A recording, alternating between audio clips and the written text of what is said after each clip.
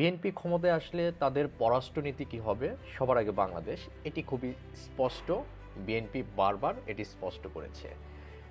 কিন্তু জামাত তাদের পররাষ্ট্রনীতি কী হবে এটা স্পষ্ট করে নাই, কিন্তু তাদের কথাবার্তা কাজে কর্মে স্পষ্ট হয়ে গেছে। জামাত যদি ক্ষমতায় আসে কোনোভাবে, তারা যে খোয়াব দেখছে, তাহলে তাদের পররাষ্ট্রনীতি হবে সবার আগে ভারত।